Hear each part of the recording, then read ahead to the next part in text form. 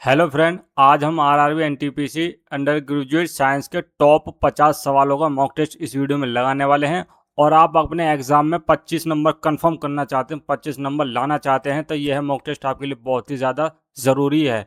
क्योंकि मैं इस मॉक टेस्ट में जितने भी सवाल मैं आपको बताऊंगा वो सब प्रीवियस पेपर से लिए हुए सवाल हैं। और अभी जो आपका आने वाला एग्जाम है उस एग्जाम के लिए यह मॉक टेस्ट बहुत ही ज़्यादा लाभदायक होने वाला है, बहुत ही ज़्यादा ज़रूरी होने वाला है। तो इस मॉक टेस्ट को आप बिल्कुल भी मत छोड़ना, आपको बहुत ज़्यादा नुकसान हो जाएगा। ठीक है, और हम अपना टाइम वेस्ट नहीं करते, अपनी पढ़ाई को स्टार्ट करते हैं। हमारा पहला सवाल यह है, संयोजी ऊतक में कोशिकाओं के एक दूसरे के सापेक्ष स्थिति क्या होती है।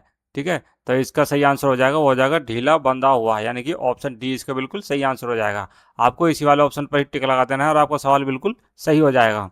ठीक है दोस्तों, ये जो है इसका ये जो कारण है, ये रीज़न है, ये ढीला बंधा हुआ क्यों है। ठीक है, तो हम जो थोड़ा सवाल को इसको पूरा थोड़ा सा और अच्छी तरह से समझ लेते हैं। तो इसका सही आंसर ये मतलब कि इसका रीज़न ये है कि संयोजी ऊतक में कोशिकाएं आपस में सघन रूप से नहीं जुड़ी होती हैं, उनके बीच मैट्रिक्स पाया जाता है, इसलिए वे ढीले बंधी हुई होती हैं। ठीक है, अब मतलब सवाल आपको जो पूरी तरह अच्छी तरह से समझ में आ जाना चाहिए। चलो अगला सवाल देखेंगे। अगला सवाल यह है, गोल्जी उपकरण को बनाने वाली चपटी ढेर किए गए थैलों को क्या नाम दिया गया है। तो इसको नाम दिया गया है सिस्टर्नी, यानी कि ऑप्शन सी इसका बिल्कुल सही आंसर हो जाएगा। आपको इस वाले ऑप्शन पर टिक लगा देना है और आपका सवाल बिल्कुल सही हो जाएगा। तो इसका कारण क्या है, कारण ये है, गोल्जी उपकरण कई चपटी झिल्लीदार थैलियों से बना होता है जिन्हें सिस्टर्नी कहते हैं। ठीक है, चलो अगला सवाल देखेंगे। अगला सवाल यह है, हाइपोटोनिक विलयन में जंतु ऊतकों के लिए कौन सा कथन सही है। तो इसका सही आंसर हो जाएगा, वो हो जाएगा, जंतु कोशिकाओं में बाह्य भित्ति के बिना लयन की संभावना अधिक होती है, यानी कि ऑप्शन सी इसका बिल्कुल सही आंसर हो जाएगा। अब जरा इसका रीज़न में हम जान लेते हैं, थोड़ा सा और अच्छी तरह से इसके बारे में जान लेते हैं।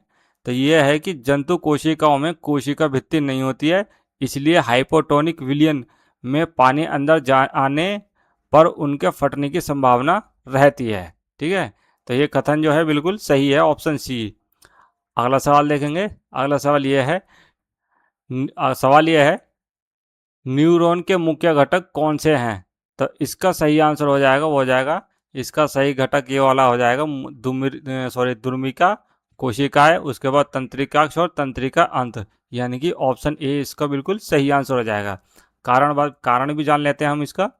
इसका कारण यह है कि एक न्यूरॉन के मुख्य भाग डिहाइड्रेट, दुम्रिका कोशिकाएं, ऑक्सन और तंत्रिका अंत होते हैं। ठीक है, चलो अगला सवाल देखेंगे। अगला सवाल यह है, सभी कोशिकाओं में कौन सी संरचना पाई जाती है। तो इसका सही आंसर हो जाएगा ऑप्शन डी, यानी कि केवल प्लाज्मा झिल्ली और कोशिका द्रव। कारण क्या है इसका, कारण यह है, प्रोकैरियोटिक कोशिकाओं में केंद्रक नहीं होता है, लेकिन प्लाज्मा झिल्ली और कोशिका द्रव दोनों होते हैं। ठीक है, अगला सवाल यह है, निश्चित अभिविन्यास वाले द्विविखंडन कौन दर्शाता है। तो इसका सही आंसर हो जाएगा लिशमैनिया, यानी कि ऑप्शन बी इसका बिल्कुल सही आंसर रहेगा। कारण क्या है, कारण ये है, लिशमैनिया में एक निश्चित दिशा में द्विखंडन होता है क्योंकि इसकी संरचना धुरी नुमा होती है। ठीक है, अगला सवाल देखेंगे। दोस्तों मॉक टेस्ट अगर आपको अच्छा लग रहा है तो इसको लाइक जरूर कर देना। एक अगर कोई डाउट हो तो उसको आप कमेंट करना, मैं उसका रिप्लाई जरूर दूंगा। सवाल यह है हमारा अगला, गोल्जी उपकरण में कौन सी प्रक्रिया संश्लेषण में भूमिका निभाती है। तो इसका सही आंसर हो जाएगा, सरल शर्करा से जटिल शर्करा का निर्माण, यानी कि ऑप्शन डी इसका बिल्कुल सही आंसर हो जाएगा। कारण क्या है इसका, कारण यह है, गोल्जी उपकरण सरल शर्कराओं को संशोधित कर जटिल शर्कराओं में बदलता है। ठीक है, इसका ये रीज़न होता है। अगला देखेंगे सवाल। अगला सवाल यह है, निम्नलिखित में से कौन सी झिल्ली बंधक अंगक नहीं है। अंगक का मतलब अंग नहीं है। तो इसका आंसर है वो है राइबोसोम, यानी कि ऑप्शन सी इसका बिल्कुल सही आंसर हो जाएगा। कारण, राइबोसोम के चारों ओर कोई झिल्ली नहीं होती है, इसलिए यह झिल्ली बंद अंगक नहीं होते हैं। ठीक है, इसके अंदर राइबोसोम के चारों ओर जो है कोई झिल्ली नहीं होती, इसलिए वो बंद हुआ अंग नहीं होता है। अगला सवाल देखेंगे। अगला सवाल यह है, पादप कोशिका की रिक्तिका में उपस्थित तरल को क्या कहते हैं। तो इसको कहते हैं कोशिका रस, यानी कि ऑप्शन ए इसका बिल्कुल सही आंसर हो जाएगा। कारण क्या है इसका, रीजन क्या है इसका, रीजन ये है, पादप कोशिका की बड़ी रिक्तिका में सेल शेप अर्थात कोशिका रस भरा रहता है। ठीक है, अगला सवाल देखेंगे। उपकला उत्तक की कौन सी विशेषता नहीं है? इन चार ऑप्शन में जो है उपकला उत्तक की कौन सी विशेषता नहीं है? तो इसका सही आंसर हो जाएगा कोशिकाएं शिथिल रूप से व्यवस्थित होती हैं, यानी कि ऑप्शन सी इसका सही आंसर हो जाएगा। कारण यह है, उपकला उत्तक की कोशिकाएं आपस में बहुत सघन रूप से जुड़ी होती हैं और यह शिथिल रूप से नहीं होती हैं। ठीक है, अगला सवाल देखेंगे। अगला सवाल यह है, गोल्जी उपकरण के कार्य में पुटिकाएं क्यों महत्वपूर्ण हैं? तो इसका सही आंसर हो जाएगा वो ये है कि वे गोल्जी उपकरण से पदार्थों को लाते हैं और ले जाते हैं, यानी कि ऑप्शन ए इसका बिल्कुल सही आंसर हो जाएगा। अब इसका रीज़न क्या है? रीज़न ये है, पुटिकाएं गोल्जीकरण से पदार्थों को कोशिका के विभिन्न भागों तक पहुंचाने का कार्य करती है। ठीक है, चलो अगला सवाल देखेंगे। दोस्तों, अगर कोई सवाल आपको डाउट लग रहा हो, कोई सवाल आपको समझ में ना आए, तो कमेंट उसका ज़रूर करना, मैं उसका अपने को अच्छे से और समझा भी दूंगा और अच्छे उसका रिप्लाई दूंगा। ठीक है, तो अगर दोस्तों आपको ऐसे ही मॉक टेस्ट सभी एग्जाम के लिए मॉक टेस्ट अगर चाहिए, चाहे वो कोई भी एग्जाम हो, एसएससी हो, जीडी हो, या कोई सा भी हो, यूपी पुलिस हो, आरआरबी एनटीपीसी हो, DSSS हो, आप इस चैनल को सब्सक्राइब करके बेल आइकन को प्रेस जरूर कर लेना। क्योंकि मैं सभी एग्जामों के लिए ऐसे ही प्रीवियस पेपर से जितने भी सवाल लिए जाते हैं, पूछे जाते हैं, मैं सिर्फ वही सवाल आपको इस मॉक टेस्ट में दिखाऊंगा अपने सारे चैनल पर है, मतलब कि अपने चैनल पर सारी वीडियो में सिर्फ प्रीवियस पेपर के ही क्वेश्चन आपको दिखाऊंगा। अगला सवाल यह है हमारा, किसी कोशिका में सूत्रकणिका माइटोकॉन्ड्रिया की संख्या किस पर निर्भर करती है? तो इसका सही आंसर हो जाएगा वो हो जाएगा कोशिका की कार्यकीय सक्रियता पर निर्भर करती है, यानी कि ऑप्शन डी इसका बिल्कुल सही आंसर हो जाएगा। अब इसका कारण जान लेते हैं। कारण यह है, जिस कोशिका को अधिक ऊर्जा की आवश्यकता होती है उसमें अधिक माइटोकॉन्ड्रिया पाए जाते हैं। ठीक है, चलो अगला देखेंगे सवाल। न्यूरॉन में प्रोटीन संश्लेषण के लिए कौन सा भाग जिम्मेदार है? तो इसका सही आंसर हो जाएगा निश्चल कणिका, यानी कि ऑप्शन बी इसका बिल्कुल सही आंसर हो जाएगा। अब इसका रीजन क्या है? निश्चल कणिकाएं राइबोसोम से बनी होती हैं और प्रोटीन निर्माण का कार्य करती हैं। ठीक है, चलो अगला सवाल देखेंगे। निम्न में से कौन सा कार्य गोल्जी कॉम्प्लेक्स से संबंधित नहीं है? तो इसका सही आंसर हो जाएगा कोशिका में पदार्थों के प्रवेश और निकास की अनुमति देना, यानी कि ऑप्शन डी इसका बिल्कुल सही आंसर हो जाएगा। ठीक है, अब इसका रीज़न क्या है? रीज़न ये है कि पदार्थों के प्रवेश और निकास का कार्य प्लाज्मा झिल्ली करती है, गोल्जी कॉम्प्लेक्स नहीं करता है। ठीक है, तो इसका सही आंसर हो जाएगा ऑप्शन डी। चलो अगला सवाल देखेंगे। अगला सवाल यह है, अमीबा को भोजन प्राप्त करने में कौन सी संरचना सहायता करती है? तो इसका सही आंसर हो जाएगा प्लाज्मा झिल्ली जो है अमीबा को भोजन प्राप्त करने में सहायता करती है, यानी कि ऑप्शन सी इसका सही आंसर हो जाएगा। कारण क्या है? कारण यह है कि अमीबा प्लाज्मा झिल्ली की सहायता से कूटपाद बनाकर भोजन को घेर लेता है। ठीक है, चलो अगला सवाल देखेंगे। बहुकोशिकीय जीव में प्रत्येक कोशिका जीव की उत्तरजीविता में कैसे सहायक होती है? तो इसका सही आंसर हो जाएगा ये हो जाएगा कि श्रम विभाजन का पालन करके, यानी कि ऑप्शन डी इसका सही आंसर हो जाएगा। कारण यह है कि बहुकोशिकीय जीवों में अलग अलग कोशिकाएं अलग अलग कार्य करती हैं, इसे श्रम विभाजन कहते हैं। तो इसलिए इसका जो आंसर हो जाएगा ऑप्शन डी बिल्कुल सही आंसर हो जाएगा। अगला सवाल देखेंगे। अगला सवाल यह है, जीवों में मुकुलन के कर्म के लिए कौन सा विकल्प सबसे उपयुक्त है? ठीक है, जीवों के मुकुलन के लिए इनमें कौन सा विकल्प जो सबसे उपयुक्त है? तो इसका सही आंसर हो जाएगा केंद्रक विभाजन, यानी कि ऑप्शन सी इसका बिल्कुल सही आंसर हो जाएगा। अब इसका हम रीजन जान लेते हैं। रीजन ये है कि मुकुलन की शुरुआत केंद्रक विभाजन से होती है, उसके बाद अन्य चरण आते हैं। ठीक है, चलो अगला सवाल देखेंगे। कई एक कोशिकीय जीवों में चयापचय अपशिष्ट का निष्कासन कैसे होता है? तो इसका सही आंसर हो जाएगा ऑप्शन डी, यानी कि सरल विसरण के द्वारा। कारण यह है कि एक कोशिकीय जीवों में अपशिष्ट पदार्थ सीधे कोशिका झिल्ली से विसरण द्वारा बाहर निकलते हैं। ठीक है, चलो अगला सवाल देखेंगे। अगला सवाल यह है, जीवाणु और प्रोटोजोया में द्विखंडन के दौरान किसकी संभावना सबसे कम होती है? तो इसका सही आंसर हो जाएगा, वो हो जाएगा आनुवंशिक पदार्थ का असमान विभाजन, यानी कि ऑप्शन बी इसका बिल्कुल सही आंसर हो जाएगा। अब इसका रीज़न क्या है? इसका रीज़न ये है कि द्विखंडन में आनुवंशिक पदार्थ सामान्यतः समान रूप से विभाजित होता है। ठीक है, अगला सवाल देखेंगे। कोशिका द्रव जिस जलीय भरण में भरण पदार्थ से बना होता है उसे क्या कहते हैं? तो उसको कहते हैं साइटोसोल, यानी कि ऑप्शन सी इसका बिल्कुल सही आंसर हो जाएगा। इसका कारण क्या है साइटोसोल का? वो ये है कि कोशिका द्रव का तरल भाग साइटोसोल कहलाता है, जिसमें कोशिकांग उपस्थित रहते हैं। चलो अगला सवाल देखेंगे। अगला सवाल यह है, प्याज के छिलके की कोशिकाओं के सूक्ष्म अवलोकन से क्या निष्कर्ष निकाला जा सकता है? तो इसका सही आंसर हो जाएगा, वो ये है कि सभी प्याज समान लघु संरचनाओं से बने होते हैं, जिन्हें कोशिकाएं कहते हैं। तो इसका आंसर जो है ए बिल्कुल सही आंसर हो जाएगा। अब इसका रीज़न भी जान लेते हैं हम थोड़ा सा। रीज़न ये है कि प्याज के छिलके को सूक्ष्मदर्शी से देखने पर स्पष्ट होता है कि वह अनेक समान कोशिकाओं से बना होता है। इसी अवलोकन से जो है कोशिका सिद्धांत को बल मिलता है। ठीक है, चलो अगला सवाल देखेंगे। सवाल यह है, रिक्तिकाओं के संबंध में कौन सा कथन गलत है? इनमें जो है का एक कथन जो है बिल्कुल गलत है, हमको वो देखना है। तो इसका सही आंसर हो जाएगा ऑप्शन डी, यानी कि रिक्तिकाएं प्रोटीन संश्लेषण के लिए होती हैं। ठीक है, अब ये गलत कैसे है इसके बारे में हम यहाँ से जान लेते हैं। प्रोटीन संश्लेषण का कार्य राइबोसोम करते हैं, रिक्तिकाएं नहीं। ठीक है, चलो अगला सवाल देखेंगे। अगला सवाल यह है, पादप कोशिका में बड़ी रिक्तिका कोशिका के आयतन का कितना भाग घेर सकती है? तो इसका सही आंसर हो जाएगा ऑप्शन डी, यानी कि 50 से 90% तक जो है हमारा ये जो है भाग घेरती है।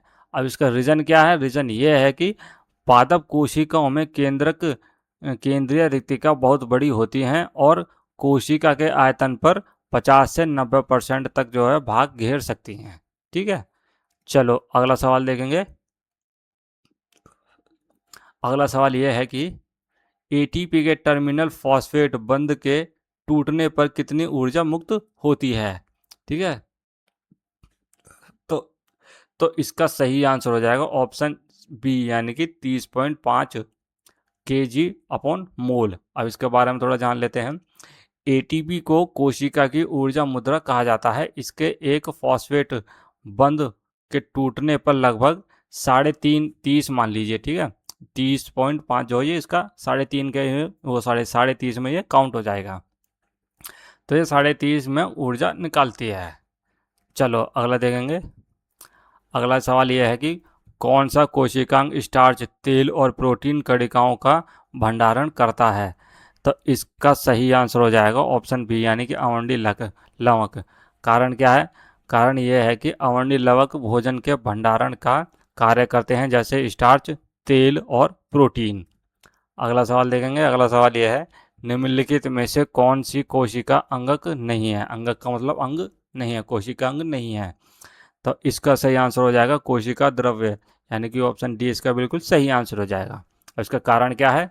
कारण यह है कि कोशिका द्रव्य कोशिका का तरल भाग है, जबकि अन्य 3 कोशिकांग हैं। ठीक है, चलो अगला सवाल देखेंगे। अगला सवाल यह है, सरल स्क्वैमस उपकला को कुशल विसरण के योग्य कौन बनाता है?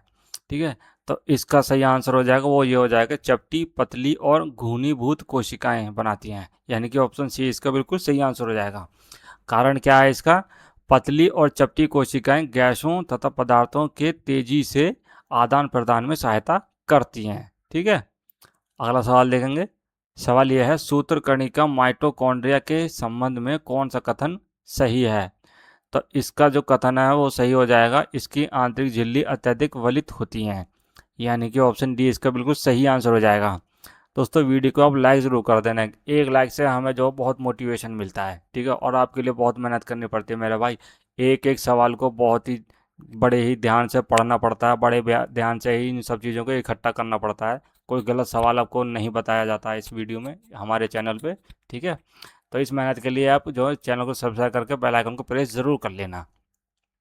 चलो, इसका कारण क्या होता है? कारण ये है कि माइटोकॉन्ड्रिया की आंतरिक झिल्ली क्रिस्टें बनाती हैं, जिससे ऊर्जा उत्पादन का क्षेत्र बढ़ जाता है, ठीक है।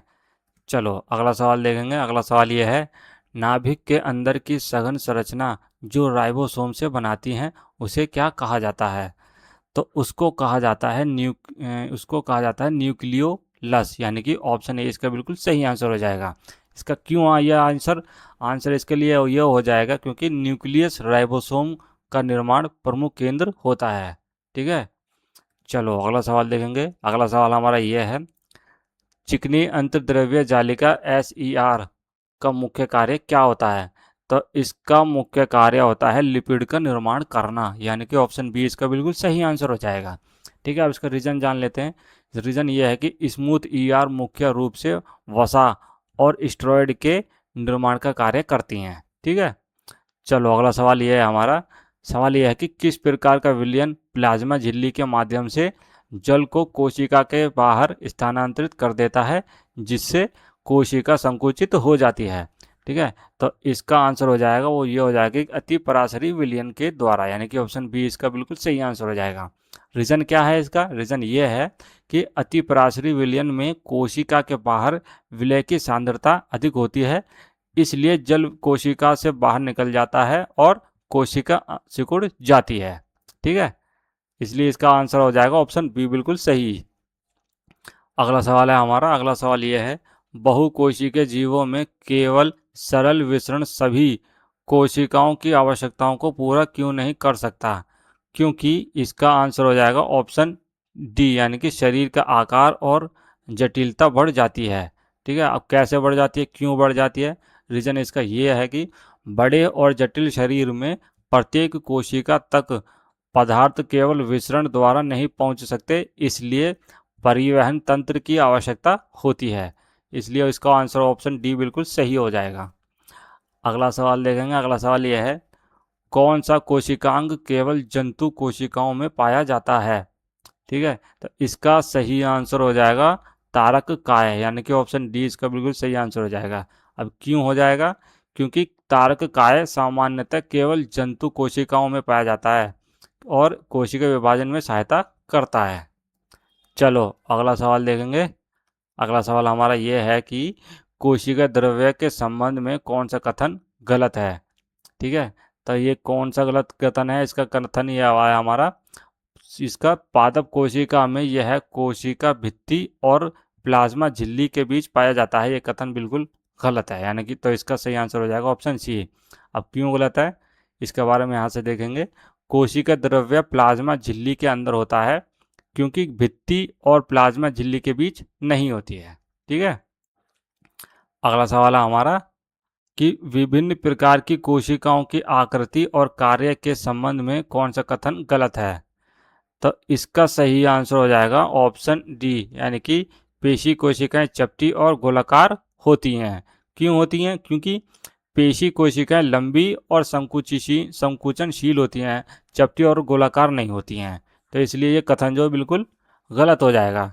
तो ऑप्शन डी इसका सही आंसर है।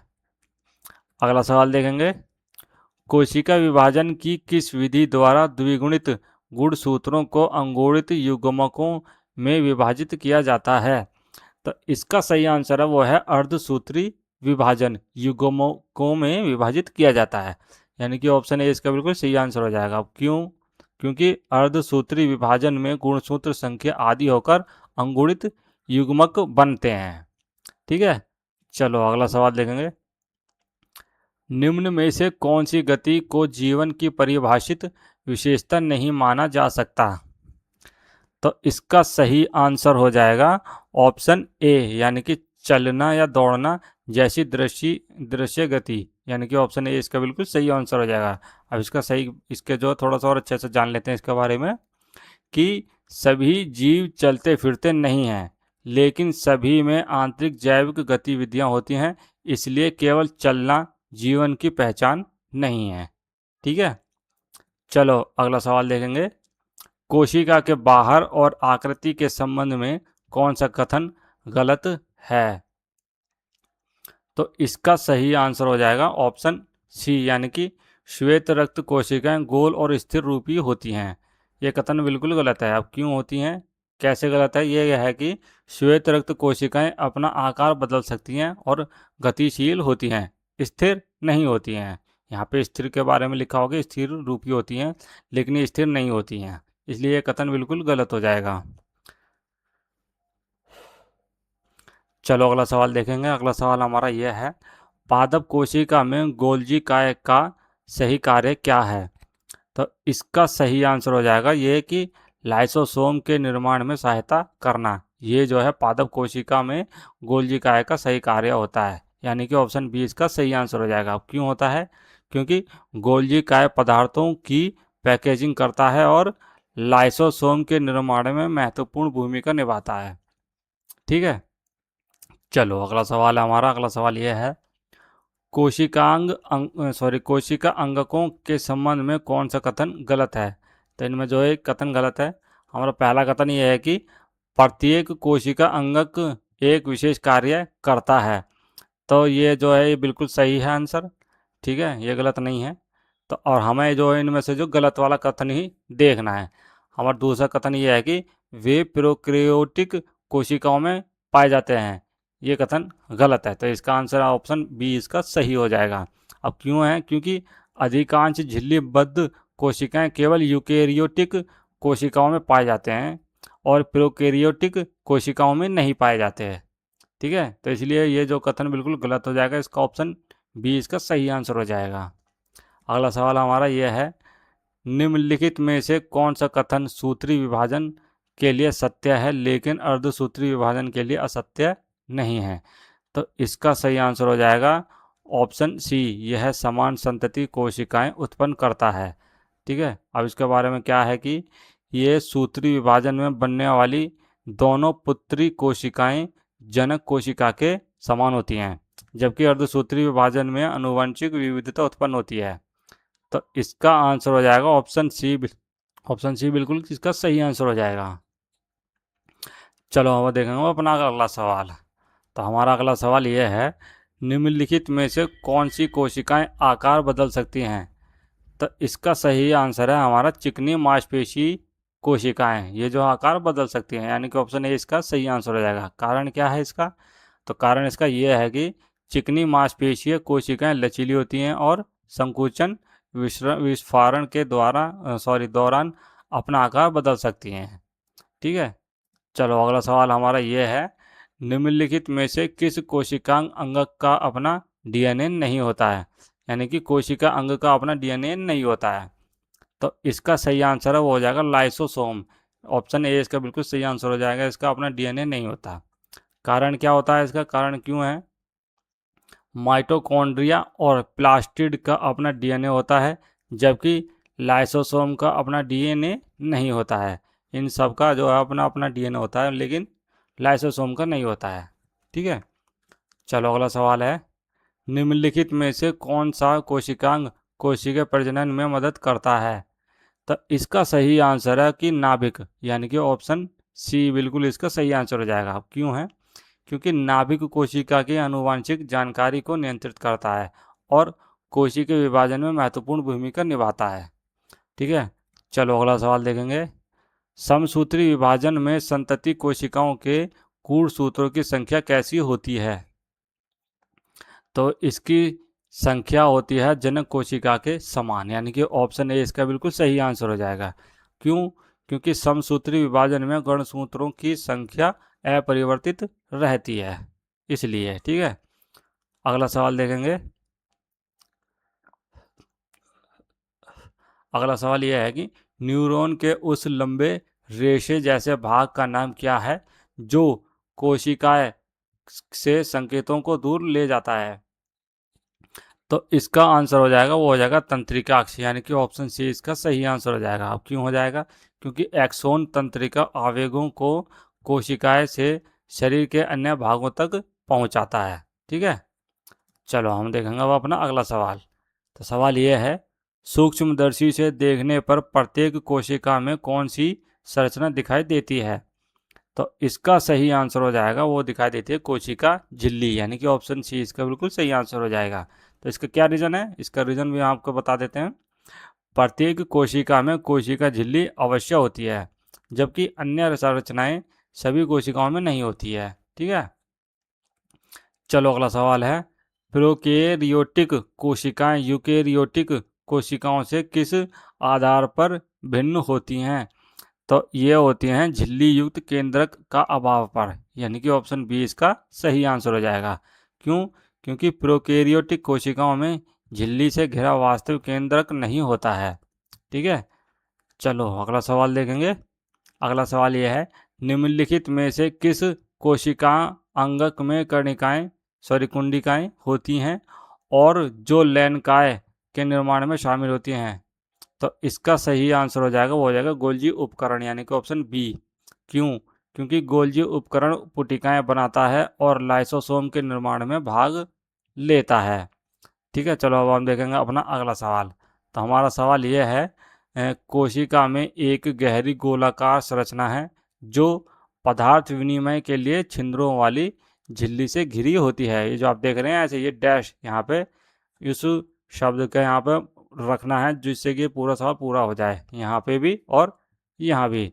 तो इसका सही आंसर हो जाएगा ऑप्शन बी, यानी कि केंद्रक और दोहरी। केंद्रक को यहाँ पे रखा जाएगा और दोहरी को यहाँ रखा जाएगा। अब क्यों इसका आंसर ये है? क्योंकि केंद्रक कोशिकाओं का नियंत्रण केंद्र है और यह छिद्र युक्त दोहरी झिल्ली से घिरा होता है। ठीक है, तो दोस्तों ये था हमारे 50 सवालों का मॉक टेस्ट जो प्रीवियस पेपर से ये सवाल पूछे हुए हैं। अगर आपको मॉक टेस्ट अच्छा लगा तो इसको लाइक ज़रूर कर देना, कोई डाउट हो तो कमेंट कर लेना, और ऐसे सभी एग्जाम के लिए ऐसे मॉक टेस्ट और ऐसे प्रैक्टिस सेट देखने के लिए इस चैनल को सब्सक्राइब करके बेल आइकन को प्रेस ज़रूर कर लेना। ठीक है, अब मैं आपसे मिलता हूँ अपनी नेक्स्ट वीडियो में, तब तक के लिए जय हिंद जय भारत।